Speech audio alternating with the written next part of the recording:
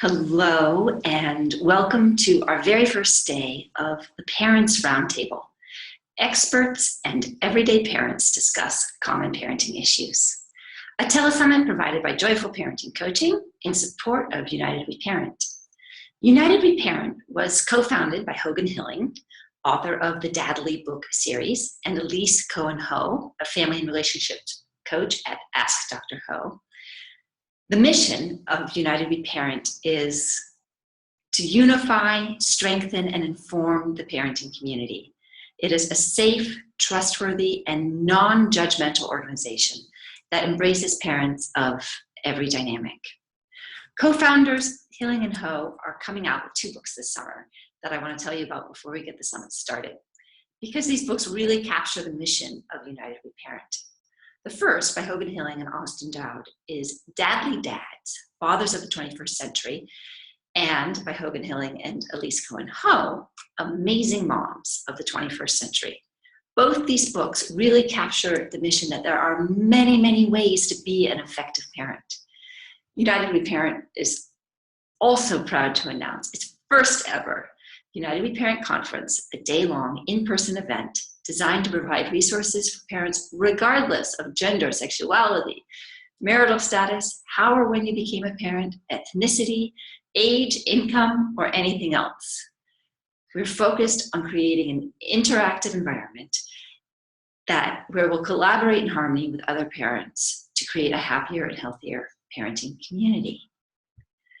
Today, I am absolutely thrilled to introduce to you Dr. Laura Markham, and I'm just going to tell you a little bit something about her before we bring her on. Dr. Markham trained as a clinical psychologist, entering her PhD from Columbia University. She's also a mom, so she translates proven science into practical solutions that you need for the family you want. She's the author of the books Peaceful Parent, Happy Kids, How to Stop Yelling and Start Connecting, and Peaceful Parent, Peaceful Siblings, How to Stop the Fighting and Raise Friends for Life.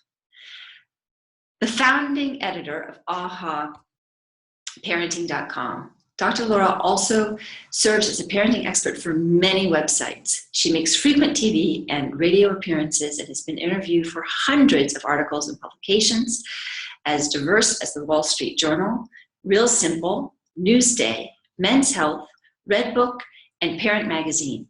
Over 100,000 parents subscribe to her weekly email. Stay tuned for Dr. Laura Markham in person. So glad to be with you today, Elizabeth. Thank you.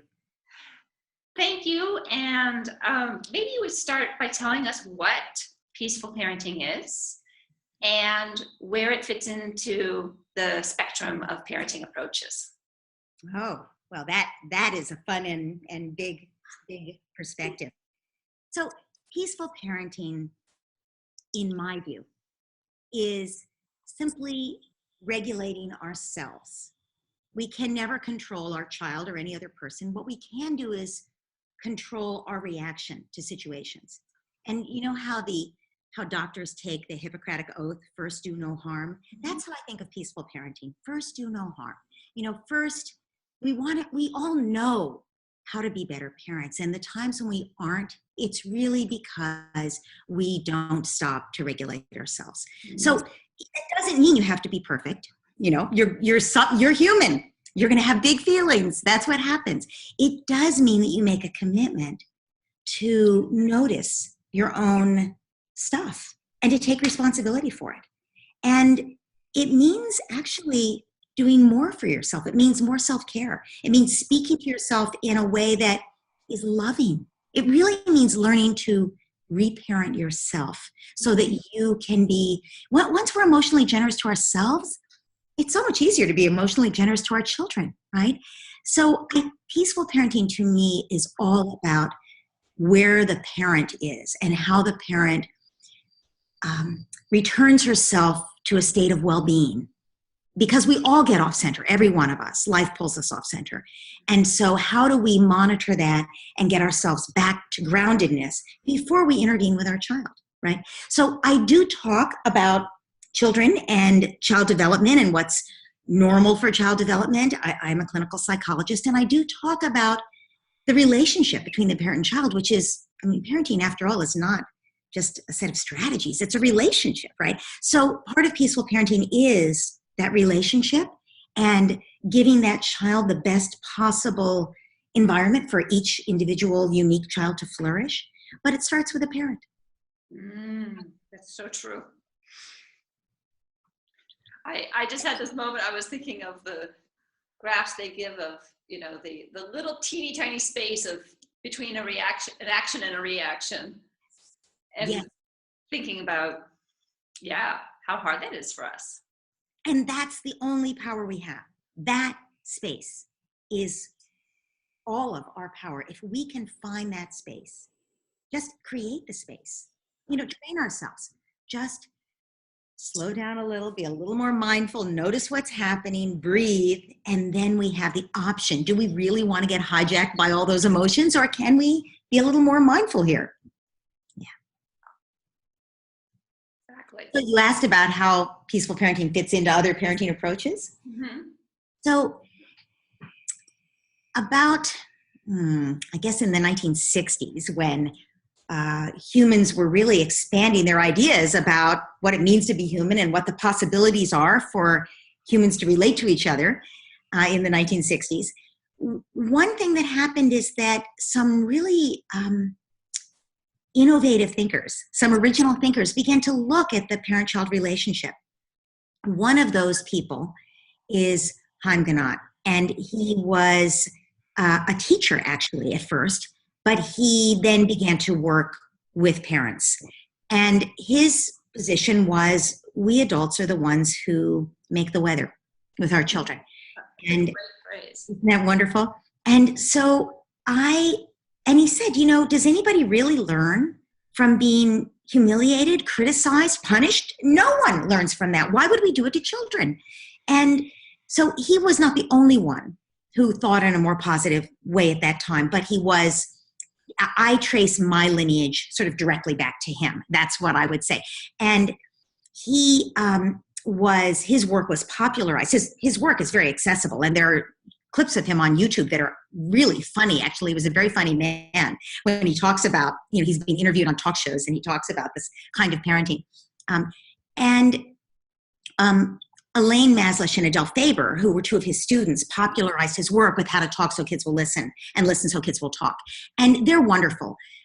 Their work at the time assumed moms were home. They assumed, it was a different time. And they didn't have access to brain development information. And they thought, like everybody else thought in the 1960s, that when you stuff your anger, you give yourself a heart attack. And that is actually true.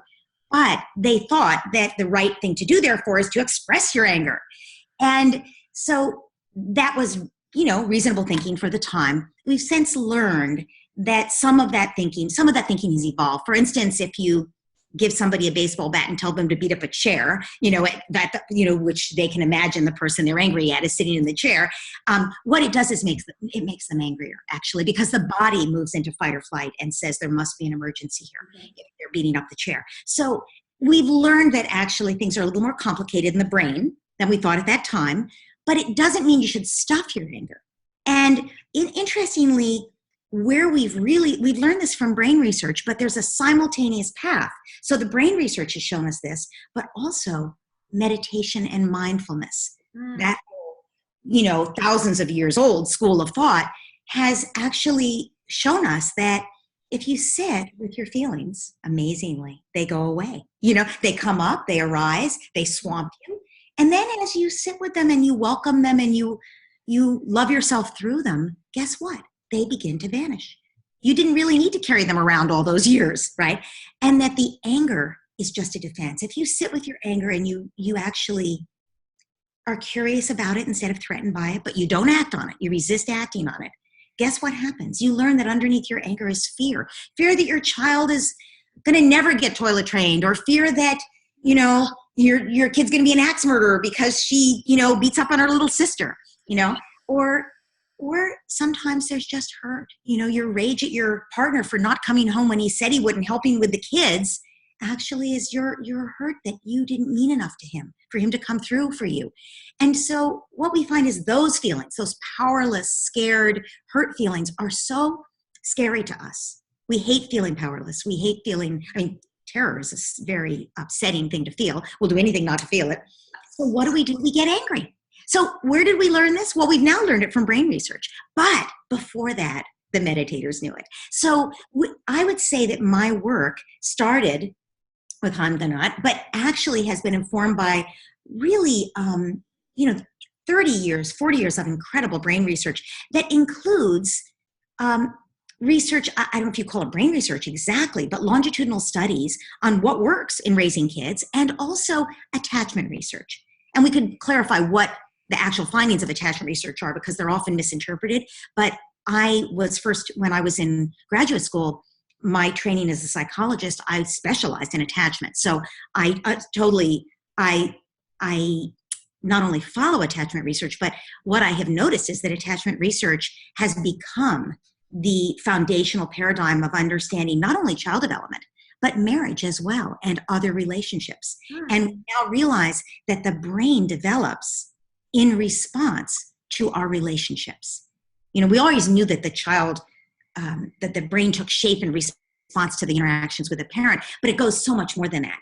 And, your teenager, when they're freaked out and angry and throwing things, if you can stay calm and provide that holding environment, you're actually helping your teenager's brain to learn to calm down, to become more resilient. So it's not just in babyhood.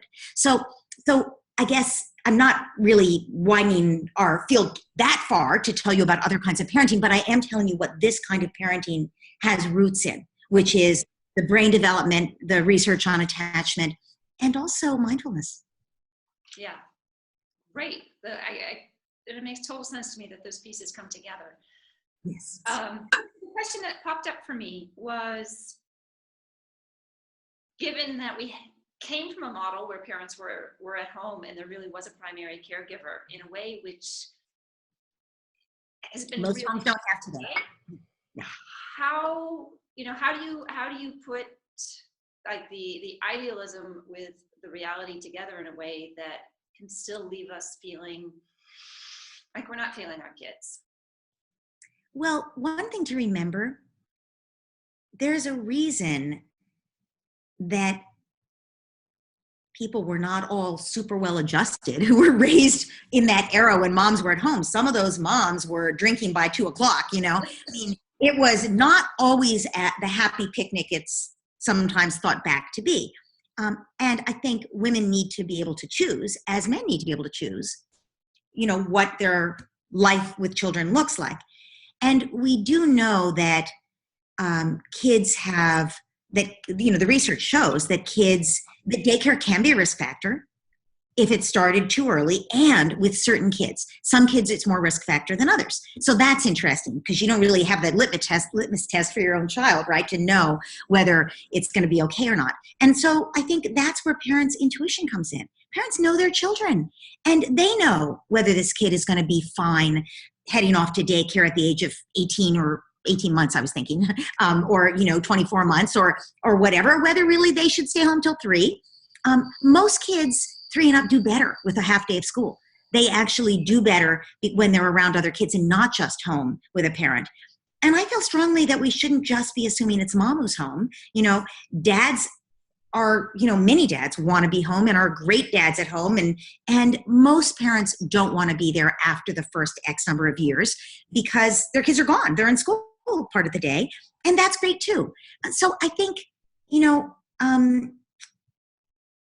I would never want parents to feel bad about the choices they make. What I would like them to do is to notice the effect on their children, right? And on themselves. Because as I said, the parent, you start with you. If you have a sense of well-being, you can transmit that to your child. And the research shows that what happens at home will always be the most important thing. And that, children do fine when they have some school and some parents. It would be ideal. Wouldn't it be ideal if we all had, half a day of school and half a day of parenting or whatever? But I think it would also be ideal if we lived in a village. You know, parents in the old days, and by old days I mean what anthropologists tell us was probably the start of human history in a village. Okay. There were many children died in the very early years. And so as a result, what anthropologists tell us is that there were many more adults to children, ratio-wise. Yes. So guess what? Parents had help. The parents didn't do this themselves. There weren't 2 parents and 2 kids. You know, there were 9 adults to every child. Yeah. And so at that point, isn't that amazing? And so you've got grandma, you've got the auntie, you've got the big sister, because, you know, people started having children early. So a big sister, by the time she's 15, you know, is very motherly to the kid. Right. And in fact, if you've never been to a tribal culture, you know, when I went to Ecuador and to the rainforest, the girls of 9 all have babies on their hips, not their own babies, their mother's baby, but they're learning to be moms. And the culture is transmitted. Actually, you know, we know how young children look up to bigger children. Yeah, absolutely. That's how culture is transmitted. And we have a broken cultural transmission since media wasn't developed, because now children get their culture from the media and from each other, but from they're getting it from slightly older kids who get it from the media. And so they're starting with the generation gap that developed in the 60s, right? Where parents stop being as big an influence on their children. And so I think there's a way in which we're all working so hard to have that connection that it's you know, it's not going to be a straight line, because you're not together 24/7. Even if you were, it wouldn't be a straight line, because things happen. You know, you raise your voice, or the child gets, you know, whatever. You know, they have big feelings of their own. They watch you with the baby on your lap all morning. They're mad, you know. So we have to be experts at reconnecting with our children. And that's where. There you go. That's a nice way of looking at it, at reconnecting. Because I feel like parents have about 3 or 4 hours max, Monday through Friday, to parent. Mm-hmm. And so, not only are they coming to it without the cultural transmission, but like there just isn't that much time. So how do you become an expert at connecting? It's like in a very short time, in the same time that dinner and baths and. Well, that's one way to think about it, is dinner and bath and getting up in the morning and all of that stuff is the relationship. You're not just getting that stuff out of the way so you can have 5 minutes or 10 minutes of quality time. That is your quality time. So when you wake up in the morning, so first of all, I urge parents to try to get up a little earlier than your kids. It really helps. It can be impossible to do, I understand. And, you know, there were times when I could do it and times when I couldn't. But if you do, you notice that it really makes a difference in your ability to sort of have yourself together before the kids are up, so that you're able to be more emotionally generous to them. That's first. And then the second thing is to realize that giving them a good start to their day, it's not about a hot breakfast. I mean, that's the least of it, frankly. You know, they can have a smoothie, or whatever cold breakfast, you know, you want, they can have a peanut butter and jelly sandwich you made the night before. If it's healthy, you know, bread and healthy peanut butter, it's not so terrible. What really matters is the connection you make with your child every morning. And so it's not just getting them through the schedule. It's actually seeing that hour you have with them before you get out of the house as connection time. How do you, you know, reconnect with them after the night apart? Unless you were sleeping in the same bed, there was a night apart, and even then you were asleep, right? And how do you help them feel like they're grounded in a family that loves them and that cares when they can't find the toy car they wanted to bring for show and tell? And that even when you have to say, no, you can't stay home today, we need to go to school, you are going to go to school. I know sometimes you wish you could. Me too. The child gets, I don't get everything I want, but I get something better. I get a parent who understands no matter what, and they think I'm okay. They respond to my needs. They delight in me. You know, we know that that's what makes children come out well-adjusted, is that kind of parenting. Are there some concrete or specific tips that you give to parents for that wake up to out the door period? Absolutely. Yes. So one is to have transitions sort of built into the routine. So if it's hard to get your kid out of bed, first of all, if you're having to wake them up, they're not going to bed early enough. I'm sorry to be the bearer of bad tidings, but that is true. So you can solve a lot of problems simply by getting them to bed earlier so that they can wake up in a better mood naturally, right, by themselves without you waking them up.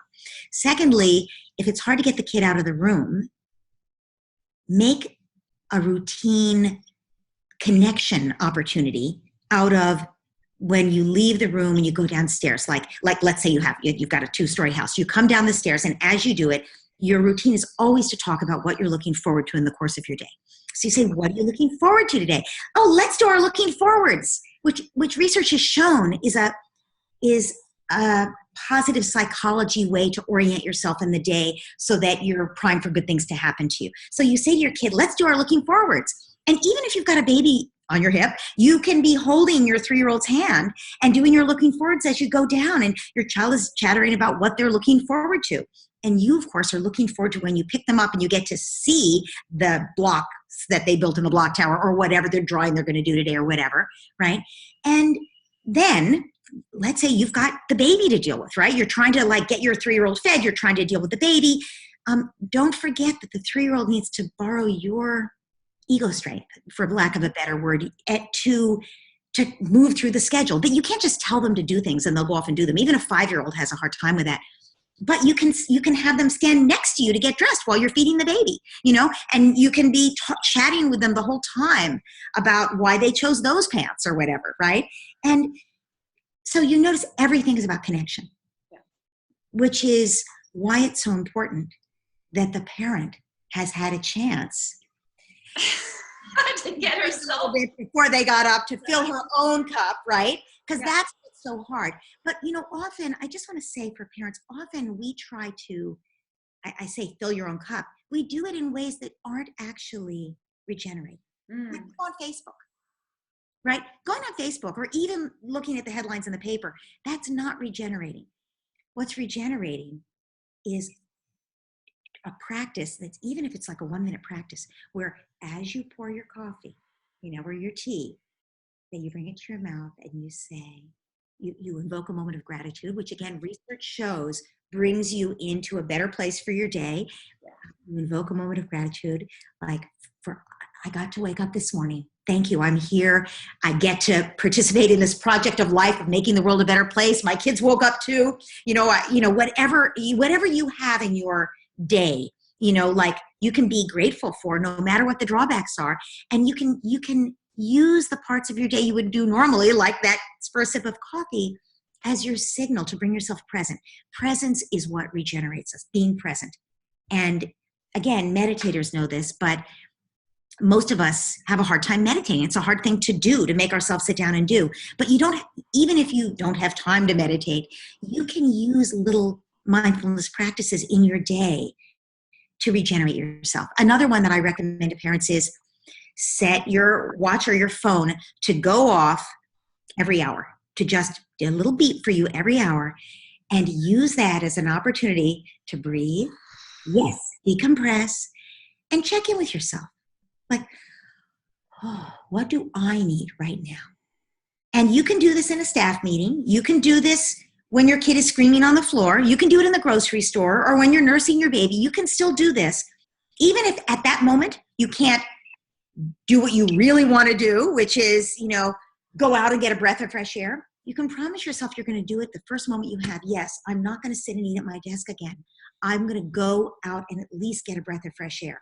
Or, when this kid is done screaming and I'm going to get him into this, and we're calmed down, I'm going to get him into the stroller and we're going outside. Whatever it is, you find a way to give it to yourself. And, we have to put ourselves back on the list. If we're not on our own list, there's no way we can show up as the people we want to be. And believe me, your child does not care what they have for breakfast. They don't care, really. They don't care whether those cupcakes are store-bought for the class party or you made them. They don't care. They do not want you staying up till 1 a.m. making the cupcakes if you're going to be grouchy. They only want mom and dad in a good mood, patient, emotionally generous. Okay, so let's fast forward the frame a little bit. Okay. With a child who is old enough and big enough to have an alarm and have the alarm go off and get himself dressed and come downstairs. do you encourage that kind of independence and transition? And then how do you still do the connection while fostering the independence? So I absolutely encourage children to be independent in every way they want to be independent. That kind of autonomy is really important in children's self-image and their exploration of the world. And that means when your 3-year-old wants to peel their own banana or open the garden gate themselves, even though they're having a hard time with it, that you really try to support that learning process, even though it might involve 3 tantrums to get the banana peeled, you know? So as they get older, we tend to push them toward independence.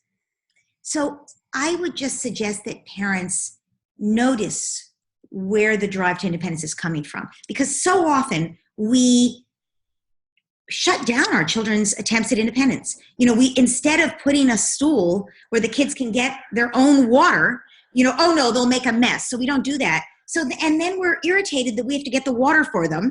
Or, you know, we're in so many ways, you know, they're in our way when we're cooking. So we let them watch TV instead of involving them in cooking when they're 3 or 4. So there's so many ways that we shut them out, and then we bark at them to do stuff when, you know, they've long since learned not to do things for themselves, right? Or do things to participate in the family. So I think encouraging autonomy and independence early is really important. But again, remember the key word is responsiveness, responding to the child's initiative. So when we find ourselves pushing independence, stop and look at what's going on, right? So you might have the 4-year-old who knows perfectly well how to put on her shoes and is whining about it. But that's because you woke her up. She didn't get enough sleep. She's, you know, she can't quite cope. Right. And, you know, frankly, everybody sometimes needs babying. It's okay. It's not going to ruin your child to say, you know, you can try to get her to put on her shoes. Oh, your shoes. What's he saying? Oh my goodness. Let me go on Greta's foot. Greta, look, your foot. You know, you can try to do it. But frankly, it's fine to also give your kid a hug and say, some days I wish someone would put on my shoes too. I know how you feel. That's okay. We'll work together. And you help them. And when kids know they have backup, they're more willing to try to do things themselves, right? So that's still at a pretty early age. But then think about the school years, 6, 7. The brain rewires at age 6. They're much less volatile. They're much more able to not have meltdowns about things. They can handle disappointments better, especially if you've parented them with this kind of parenting. And so they're developing what we call emotional intelligence, the ability to understand themselves a little better, to regulate themselves a little better, to understand how to do something with someone else, to work well with other people, right? But the frontal cortex is not done until age 25, if then, right? So even the 6, 7, 8, 9, 10-year-old, you know, they certainly can be set off by their brother's teasing or the fact that they suddenly remembered they hadn't finished their homework or whatever happens, right? So, you know, there's still a fair amount of parental support for them to regulate. The connection can happen, though, in different ways as kids grow. I strongly advise laughter. Always. Because there's an old saying, laughter is the shortest distance between two people. When you laugh, you're actually releasing all these good hormones like oxytocin, the bonding hormone. So when you laugh with somebody, you're bonding with them. So, laughing with a 3-year-old might be throwing them around in the air. You know, laughing with a 6-year-old, you still might be able to get them laughing if you chase them around the house, but really it's going to be more verbal humor, right? Or you being silly. And that's great too. So any kind of laughter is always good. But mostly I call it the 24/7 empathy. Now, nobody can really be empathic 24/7, you know, maybe Mother Teresa, but as I say, she wasn't a mother. So there you go. So I suggest that you just try to increase your ratio. Can't be 24/7, but just try to increase it. And what does that mean, empathy 24/7? It means whatever your child expresses, you respond with empathy. If your kid slams downstairs and is really grouchy and barks at his sister, you know, most of us want to, you know, tell him to go back up and come down in a better mood, you know, and he better apologize right now and whatever. Instead, you can go to him and say, whoa, that could really hurt somebody's feelings, those words coming out of your sister. You are having a hard time this morning, aren't you? What's going on? you're offering him understanding, because we would all want that too. We've all been in that place, maybe not as often as this kid is, but we've all been in that place, and we would like that understanding. And once he feels better and like somebody cares about the fact that he can't play soccer today because he now has to stay after for the math test because he has to be out of school this morning for the dentist appointment, which you scheduled because you're an idiot. Once he gets that all off his chest, you can say, oh, wow. No wonder, you must be so angry at me to call me an idiot. I hear how upset you are. Yeah. I hear why. And you know what? If I had understood this, I would never have scheduled the dentist appointment then. I'm so sorry, hon. So most parents say, well, I'm not going to apologize to my child. I made him a dentist appointment. He should be glad I'm taking him to the dentist. But the truth is he can't see it from that perspective. So you start with that. You start with his perspective. And then you say, and you know what? You can tell me how angry you are without calling me names. I get it. I do understand why you're so upset. Yeah. And you know what? Your sister's not part of this picture at all. She didn't deserve to get yelled at, did she? I wonder what you can do to make things better with her. So you can do the corrections that you need to do, but do them starting from a place of connection. And I think when kids get that from us, again, they don't get everything they want, but they get something better, and it solidifies the relationship. It's like you're building up the relationship bank account with a positive bank balance. And then when you do need to snap at them to get out the door right now, they can do it because you're taking a little withdrawal out of the bank account, but there's plenty there. Yeah, no, and I was a 7th grade teacher for years, and I certainly found that to be true. That if 80-85% of the time I could be responsive and flexible, then the 15% of the time when I was just going completely nuts, I could say to them, you guys, I'm going to lose it today. I really need you. Yeah. And they do it. They come through. They're actually grateful, that you're who you are. And they're like, okay, you need me to do this. I can do this for you. Right. It's a relationship.